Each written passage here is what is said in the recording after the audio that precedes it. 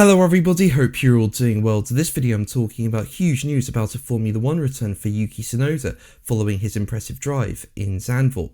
Now at the end of 2025, Red Bull demoted Tsunoda to reserve driver, and as a result he did not have a seat in 2026. However, at the last round in Zandvoort, Red Bull's Isaac Hadjar had to withdraw because of a wrist injury, and as a result Liam Lawson in the Red Bull sister team stepped up to replace Hadjar in the main Red Bull team, while Tsunoda took Lawson's seat in the Red Bull sister team. Now Tsunoda has not driven this regulation of Formula 1. He's not too familiar with the demands of the car and the battery, for example. However, his pace during the weekend was really strong, and during the Grand Prix he pulled off some fantastic overtakes, and by the end of the Grand Prix he finished P11, just one place away from the points. So overall, really impressive from Tsunoda, especially given he's not driven this era of Formula 1 until Zandvoort. Now, given Max Verstappen is not leaving Red Bull, and Isaac Hadjar, Liam Lawson and Arvid Dimblad are performing really well this year, there's not really any room for Tsunoda to return to Formula 1 with the Red Bull family. However, Tsunoda has been heavily linked with Haas, and more specifically Esteban Ocon's seat, with the official Formula 1 website saying about Haas, they're now on a run of 6 rounds without any points and are facing additional questions about their plans for 2027.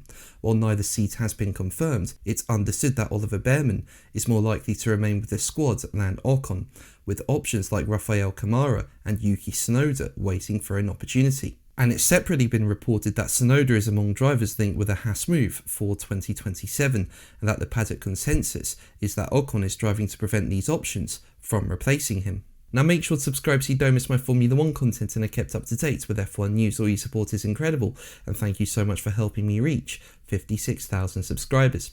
Now for me, I think Tsunoda deserves another opportunity in Formula 1. I mean, you look at his career and he's performed so well in the Red Bull Junior team in the past. It was only when he was promoted to be Verstappen's teammate in 2025 that he struggled, but he's not the only driver to have struggled alongside Verstappen. And on top of that, to jump into a midfield team for the first time in the middle of a regulation set that you're not familiar with and finish P11, one place away from the points, that is seriously impressive. Tsunoda is still very fast. Now interestingly, before the Dutch Grand Prix and before all these driver changes were announced, it was reported that Tsunoda's management was exploring a move to IndyCar. However, following the Dutch Grand Prix, Tsunoda is not opting to address those rumours, insisting that his focus is on F1, but that he will not wait forever for a seat, with Tsunoda saying, as quoted by Racing News 365, "It's not my job to look at that stuff.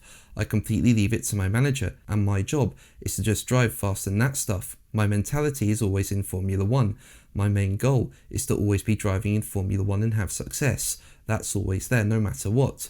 But I also don't want to be staying in the garage for 2 years. I want to drive as well. If there's something potentially happening, or I couldn't find a seat for next year, then I'll have to look for another series. But until the moment I hit the track next year, my mentality will always be in Formula 1. And on top of that, Tsunoda urged Formula 1 teams to call him following his really impressive drive in Zandvoort. So it's going to be really interesting to see what happens. But that's going to be the video from me. Thank you ever so much for watching. Make sure to like and subscribe for more videos, and until the next one, take care. Bye.